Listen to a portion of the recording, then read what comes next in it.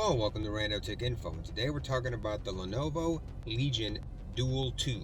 This thing is a beast, even by gaming phone standards, and it actually has some pretty unique features that some other gaming phones don't have. It puts all the important bits like the CPU and the GPU in the center of the back of the phone. That way your hands don't get hot where you grab the phone when you're gaming. It's got two cooling fans, two USB charging ports that can be used simultaneously for 90-watt charging, and it has a horizontal pop-up selfie camera for vlogging when gaming. This phone will become available in the UK starting on May 10th for £799, which equates to about $1,100 USD. If a US version of the phone does wind up coming out later, then I will update this video down in the description and I will pin a comment, but I would not hold my breath on that. I don't think a US version is coming, which is why I'm going ahead and doing this video right now on the global version of the phone.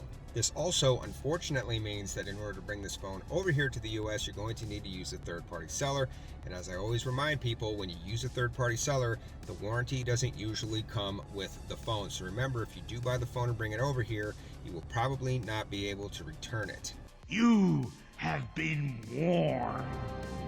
Now, when looking at whether or not a phone will work here in the US, we have to look at two things: certifications and hardware. Is a phone certified by the carriers to be used here in the US? If a phone is not certified by a carrier, it may not get reliable coverage, or they may not even activate the phone. The other thing we have to look at is hardware. Does the phone have the antennas and the hardware built inside the phone to take advantage of the frequency bands that the US carriers use? If both things are not there with the phone, then there's a very good chance the phone will not work well. It may not work at all. So unfortunately, when looking at both of these things with the Duel 2, the news is not good. This phone is not certified to work on any of the major networks here. It is not scheduled to be certified on any of the major networks here. This is not surprising since it's not being sold here. So even if it does have the supported frequency bands, there's a good chance it will not work that well, although that's not particularly relevant because it doesn't use most of the frequency bands that we use here. So starting with Verizon, on 5G, it does support two of their sub-6 5G bands, so you may get a little 5G with Verizon. It doesn't support any of their millimeter wave 5G. The phone doesn't support millimeter wave 5G. But on 4G, it is missing big band 13 on Verizon, so your 4G coverage probably isn't going to be very reliable, so I wouldn't say Verizon is a good option for this phone. On AT&T, the news is even less good. It doesn't support any of their 5G bands, and it's missing support for a lot of their 4G bands, including some of their major bands. So on T-Mobile, you will get some 5G support with some sub-6 5G, and it utilizes their mid-band 5G frequency bands.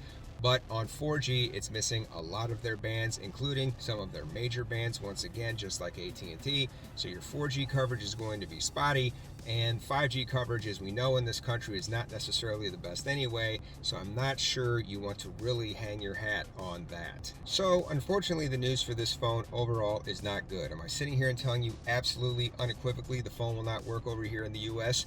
No. You could get lucky. Your carrier might activate the phone for you and it might work okay on their service. You might also happen to live in a place where you get some coverage, but it's really hard to recommend you getting this phone and bringing it over here, especially without a warranty and especially considering the cost.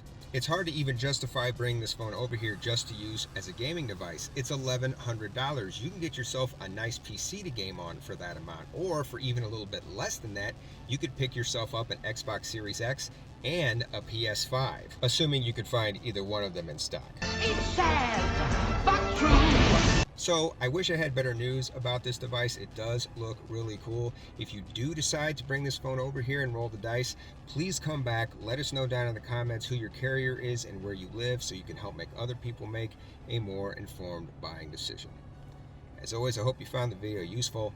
Thank you for watching, and until next time, this is Rando Tech Info, signing out.